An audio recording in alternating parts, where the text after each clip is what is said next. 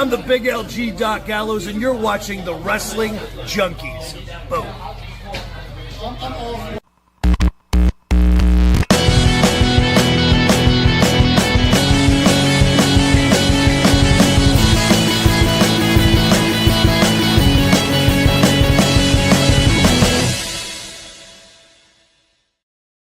What's going on, everybody? Welcome back to the Wrestling Junkies podcast. I'm Mr. Cincinnati. Podcast Dad. This time it is the children that are not feeling so hot today. So he may or may not be joining me at some point during the broadcast, but it is not a gimmick, ladies and gentlemen, as we say here every week. If the kids are indeed sick, my thoughts out to them. But realistically, Podcast Dad, if you just want to avoid me after the Eagles lost on Monday, I understand. Like, I get it. Bengals have been in the doldrums too. I get it. You're not alone, though. I'll support you, but I'm just kidding. Anyway, we are going to have an incredible show nonetheless with you guys tonight. Thank you so much for joining me. You can find us on X and TikTok at Junkies Pod. Like us on Facebook, follow us on Instagram at Wrestling Junkies Pod. But most importantly, do us a huge favor, subscribe to our YouTube channel. We are on the road to 1,000 subscribers, and we need your help to get there. So anybody within the sound of my voice, if you know anybody that would love the Wrestling Junkies podcast and what we do, there's always a spot at our table. So come hang out. If you love great live podcasts to talk about WWE, AEW, the Indies, NWA, TNA, New Japan, you name it, we have it. We talk about it. So tell your friends, tell your mom, tell your backshot buddies, whoever you think would love the Wrestling Junkies podcast, please share it with them. And where would we be without our friends at the Main Event Wrestling Network? You can catch us at mainevent_net on all social media platforms. Great podcast. We have trivia. We have blogs. We have watch-alongs with Tino. It's just an incredible time here. We're doing some great work over here, and it's been an incredible 2025 for the boys at the Main Event Wrestling Network. So do us a favor and go follow on all social media platforms. And also, if you want to support the Wrestling Junkies podcast, you can hit that QR code in the top left corner, and that will take you to our merch store. Fact Checker, good to see you tonight. It is just solo Mr. Cincinnati tonight, Podcast Dad. We'll see if he actually shows up. But thank you for joining me in the chats tonight. Without further ado, it is time to introduce my guest tonight. I'm joined by a man who's doing more than just holding a championship. He is bringing prestige back to one of the most historic titles in professional wrestling. He's the reigning, defending NWA World's Television Champion, a man who has held that title for over 200 days and counting, putting in the kind of work rate, visibility, and legacy building that previous champions like Tully Blanchard have publicly praised. He's not just a champion in the ring. He's also the NWA's national promoter, an ambassador who's helping push the brand forward with a modern vision while honoring the rich tradition of the National Wrestling Alliance. He's a professional wrestler, actor, musician, coach, champion, and without question, one of the hardest working men in the industry. Junkies fam, please welcome the NWA World's Television Champion, Bryan Idol. Bryan, what's going on, man? How are you? Man, thank you. It was a good intro. I'm glad to be here. I appreciate everything. Of course. Thank you for joining me tonight. So let's get right on into it, man. I mean, 200 days and counting as the NWA World's Television Champion. How does it feel to hear that number out loud? I'm trying to figure out how this camera works. It's upside down. It's this way. So there's the belt. We got it. We got that part figured out. All right. So yeah, man, it's an honor and it's a privilege. Like, I don't think it's a secret. I think I've said it enough times, but for those that don't know, upon joining the NWA, I had two goals. One was to win this belt. The other would be to win the 10 pounds of gold. And so here I have this belt, and I'm very happy about that. I'm very proud of it.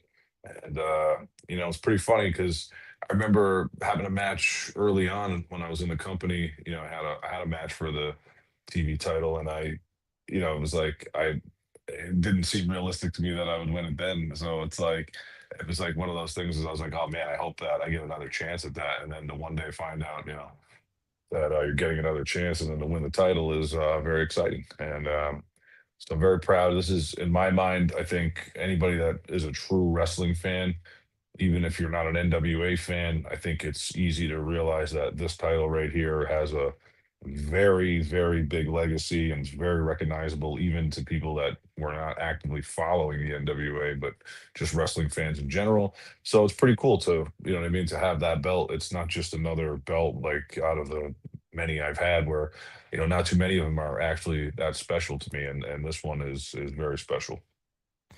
Yeah, I mean, even Tully Blanchard himself shouted you out, and knowing that this has been a long time goal of yours to hold this championship, how did that feel, especially from a guy who defined that championship throughout the 80s?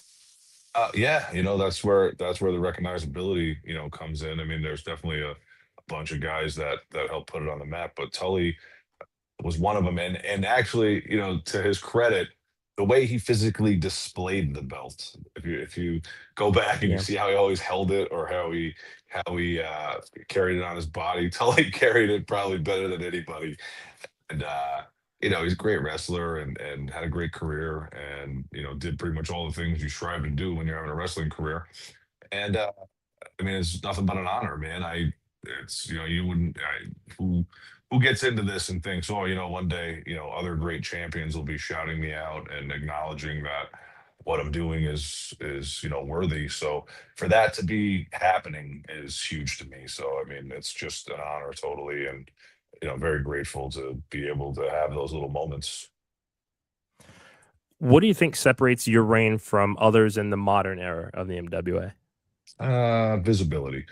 And when I say that, sometimes there were guys that were visible with it, but I think some less than others. And maybe that I say that, and it sounds like a criticism, because of the lack of continuity, like, of that concept of visibility. But um, I think what separates me from the group is, I'm wrestling in a lot of places. I've defended this belt in a lot of big feds. I brought it. I've had it for, like you said, 200 days, and I've defended it quite a bit, including in NWA. And I mean, it's hard to just sit there and say, "Well, I'm a good wrestler. I'm the best wrestler." It's not the reason why, but it's like, a mix of who I am and what I have going on, I think helps make it stand out.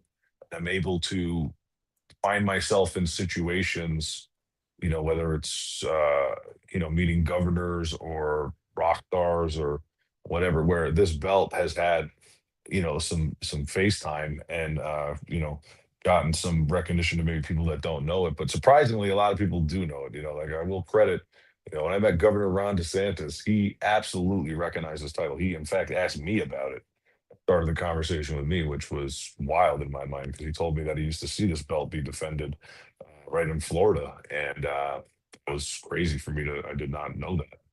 I mean, I knew it was Yeah. been defended there, but I did not know that Ron DeSantis was going to those matches back in the day. Sure, sure. So yeah, I thought that was crazy. But yeah, just like, there were other guys that have had it visible, but I think I've gotten it on a more than one platform visibility. You know what I mean? Like, not just Sure. on one TV show or at one special wrestling show. Like, I've been at multiple of those. Like I said, social events. Whether it's doing the hosting at Hogan's Karaoke, or like I said, me and the governor going to the Back to the Beginning concert, Ozzy going to the Warp Tour. I mean, comedians. Like, this thing's been everywhere. So I'm saying I'm definitely Yeah. getting it around, and that's the goal. And like, I match the character of that. Like, I really am that person. I'm really doing those things. I'm not.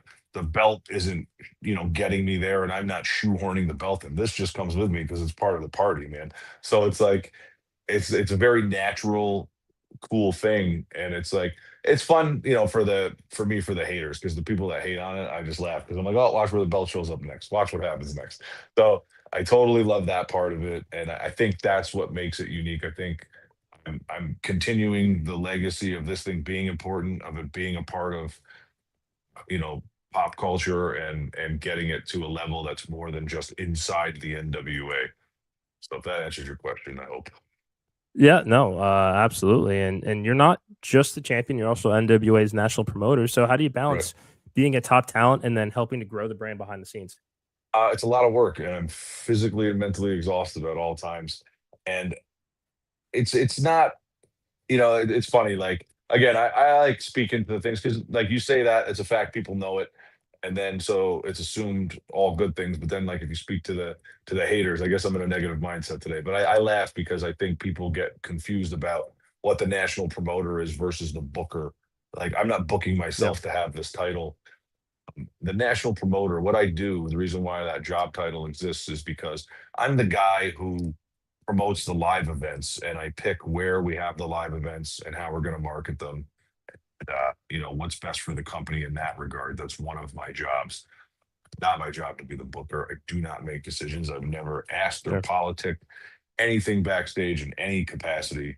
And anybody that's been a part of the company knows you'll never hear me say, I can't do this or I can't do that. I don't care. I only want what's best for the NWA. And I think the way a company gets to the next level is when it's filled with guys who only want what's best for the company. You can be a brand yourself, and I'm certainly a brand myself, but I really love the fact that I get to be a part of the NWA brand, and I love incorporating and ingraining myself in that and taking it with me and using it to not only elevate myself but elevate the brand. And that's, like I said, if you have that mindset and you're a wrestler and you're a part of a company, then you're extremely valuable to the company. But it is it's a physically and mentally exhausting thing because I'm not just thinking about myself, I'm thinking about a whole company, and I'm not just making decisions for myself, making decisions for a whole company, and I'm not just working for myself, I'm working for a whole company. So there are a lot of things, a lot of people that depend on me to be at the top of my game and to make the right decisions and put us in the best position so that they can be the most successful. And I'm very proud of that. And I'm very happy to give a platform to many wrestlers that, are very talented and totally deserve it. And it's great. I don't know how well you know the scope of the NWA, but like if you saw in Billy Corgan's Adventures in Carneyland before I took that gig, it was rough, and the talent was certainly there. And like Yeah. again, people knock and say, "Oh, well, who'd they have?" Like, what do you mean? We had tons of talent. We had Nick Aldis, Matt Cardona, Mhm. Ray Dudley, so on, so on. Five guys that are in AEW now, and I'm saying like we had tons of names, and I'm saying the draw was, we were in locations that didn't draw for us, and it was very rough, and it was like it wasn't a good platform, whether it was on the internet or not. I'm saying live, it wasn't the best platform for people to Mhm. get out in front of the crowd and have great matches. And now, I mean, that's totally changed, and I'm very proud of that. And like I said, it comes with nothing short of a ton of hard work. And every day is like the hours just fly by. I watch my life tick, tick, tick, tick, tick while I'm trying to do a lot of things. And I'm like, man, these days they go faster and faster. I feel like I blinked my eyes. It was Halloween the other day. It's almost Christmas now. And I'm like, I don't even remember, Yeah. you know what I mean? My Halloween costume's still sitting in the corner over there. I'm like, I don't remember Halloween ending. So it's a lot of work, man. Yeah, no, I mean, and it's certainly not going unnoticed. I mean, especially the new deal with Roku and being able to have a larger audience to broadcast to. How would you describe the current identity of the NWA as we are moving into 2026? I mean, I think it's been what it is the last few years. I think it is the most physical brand of pro wrestling. And what I mean by that is pound for pound, the size and body types of the wrestlers and the physical action of the like just pound them in your face like big hits. I think we're the leader in that, and I think that's a great thing to be like. The hardest hitting brand of professional wrestling on the planet. I think is extremely valuable in a universe where realism is valued in wrestling, and I think we provide that kind of entertainment that people want to see. And it's also we have a nod to some classic NWA legacy things. But yeah, it's Yeah, the simple answer to your question is hardest hitting, most physical brand of wrestling on the planet. love it, love it. And Well, I that, mean, that this continues weekend. to be our identity. Go ahead. I'm sorry. No, no, you're totally fine. You're totally fine. This weekend, you guys have a huge weekend with TV tapings in Tampa. Tell us a little bit about what fans can expect from this one. This is a unique one. We're starting a thing where we're doing two show times in one day for these tapings, Okay. and I believe it's in an effort to provide a real, so you don't got to sit there so long. Which I mean, I'll be honest with you, we'll see how it goes.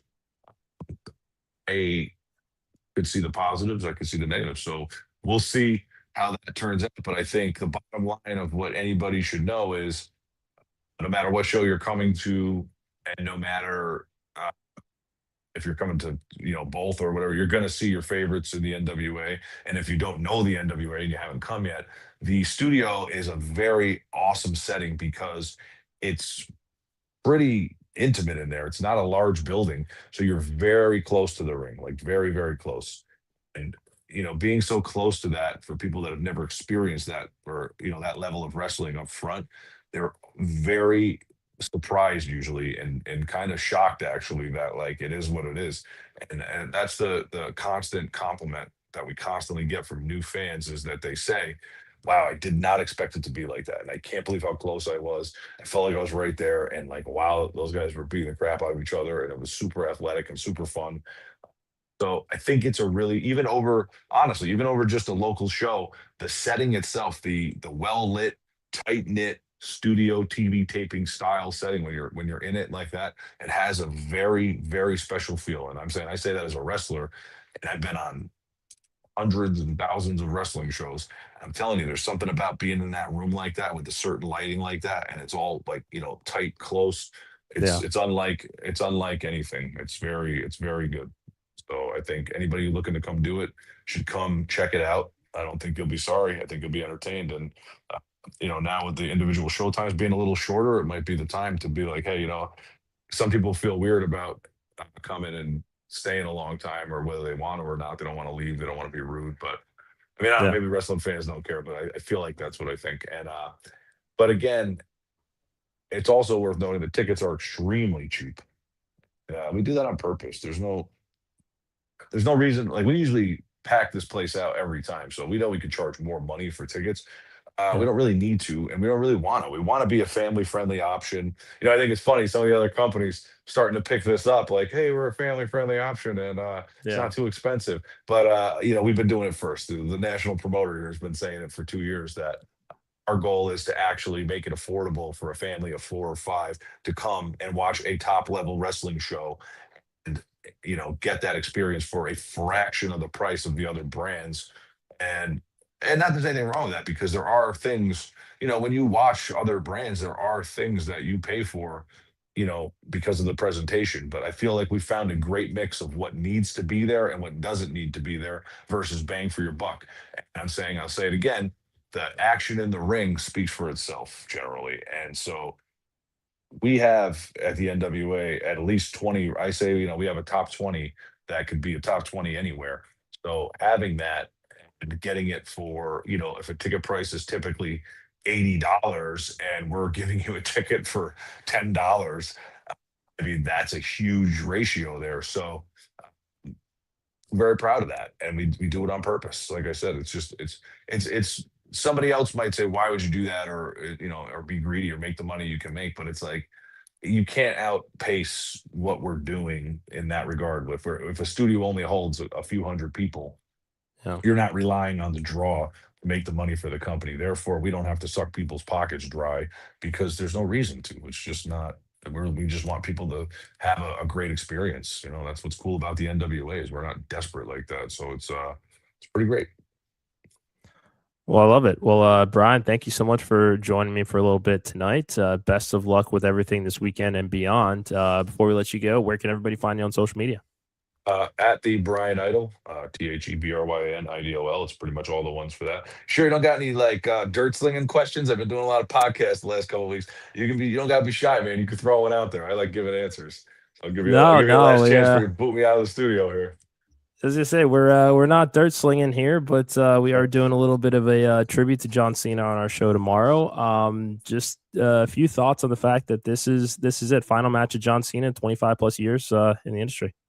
I mean, everything he's done, he's deserved. He's a very hard worker, and great for the fans and great for the sport of wrestling. And you can't have anything but appreciation for somebody like that. To be in the public eye that long at such a high level, and be virtually, scandal free, and a great role model, and always devoted his time to fans and special needs people and all that. So, you know, as a fellow wrestler, I just say nothing but congratulations, and everything he got, he earned, and it's an amazing career. And it's a shame, I guess everybody's got to call it a career at some point. So hopefully for him, that's what he really wants, and I hope he really feels fulfilled. And not like my opinion means anything to him, but I got nothing but salute for him. I think he's unbelievable. Yeah, I mean, it seems that with each passing year, we get more and more talents that are eclipsing that 20-year mark, yourself included. You've had a couple of decades in the industry as well. Any thoughts of switching to promoter, ambassador, the out of the ring promotion full time anytime soon? Hey, man. I, for whatever reason, feel fantastic. And most people, don't really know my real age unless they look it up.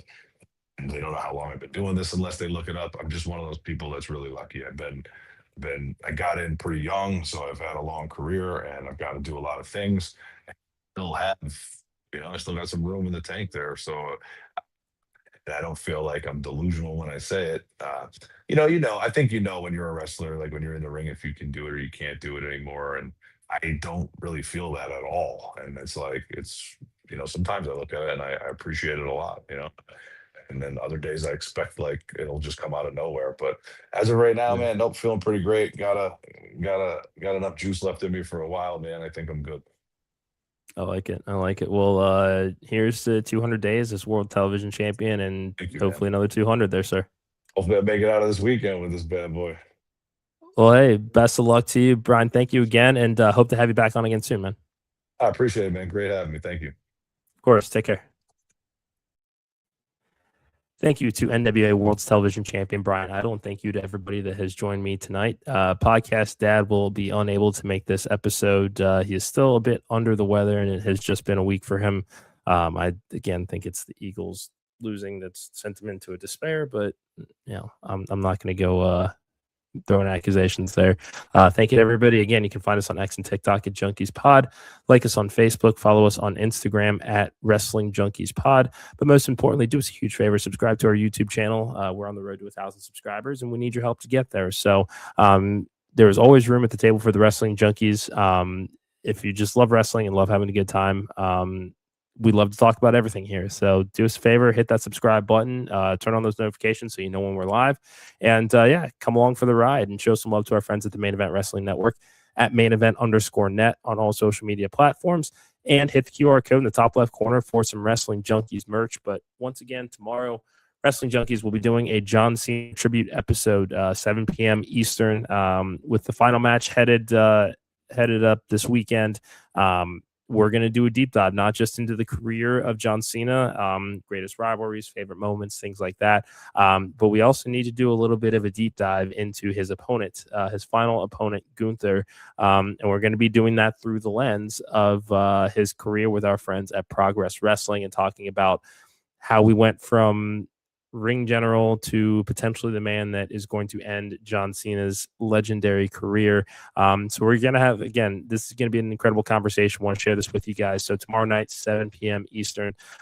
Real quick, before we get out of here, just a couple of thoughts on NXT last night. One of the bigger pieces or stories coming out of it is it seems like Javon Evans will not be challenging at New Year's Evil.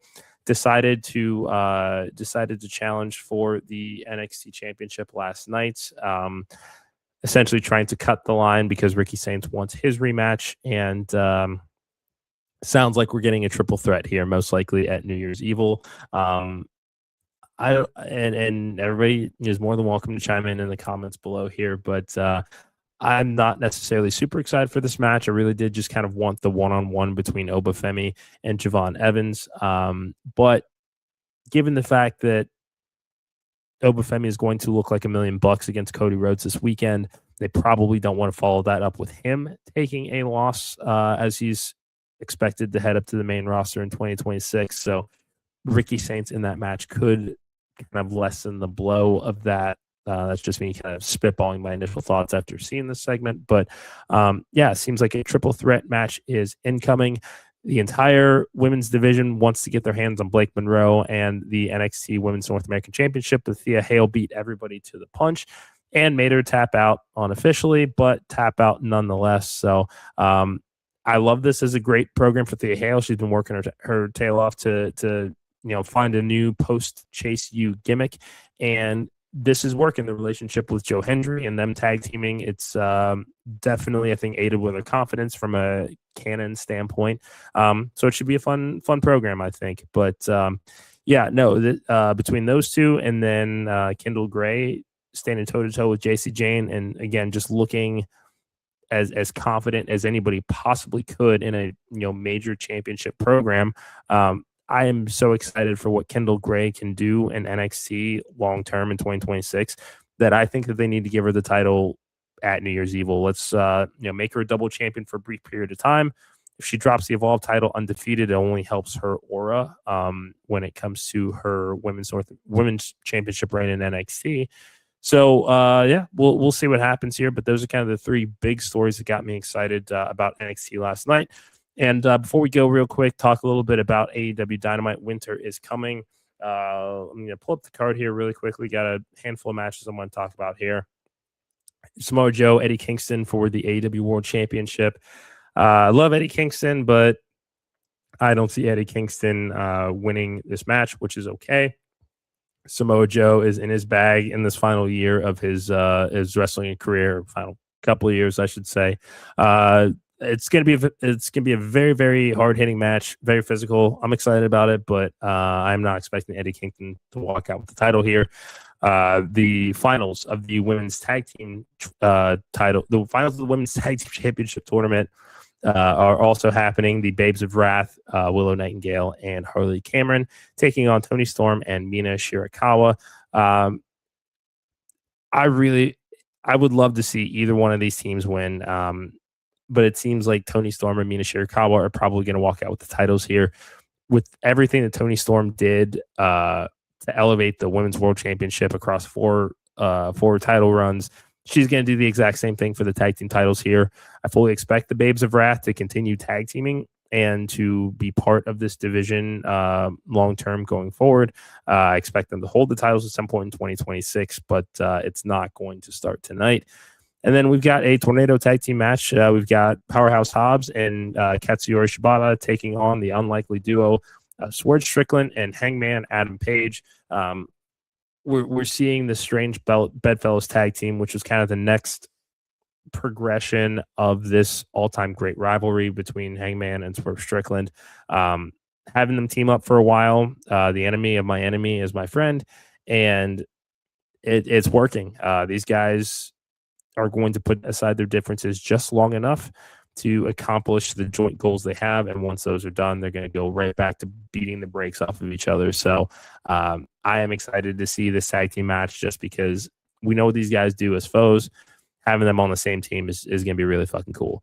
We've also got Okada and Jack Perry in a Continental Classic match, as well as Kyle Fletcher and Speedball Mike Bailey. So a lot to enjoy about tonight. But that is going to do it for me here. Podcast Dad Feel Better. Thank you to my guest, Bryan Idol, once again. Follow us on X and TikTok at Junkies Pod.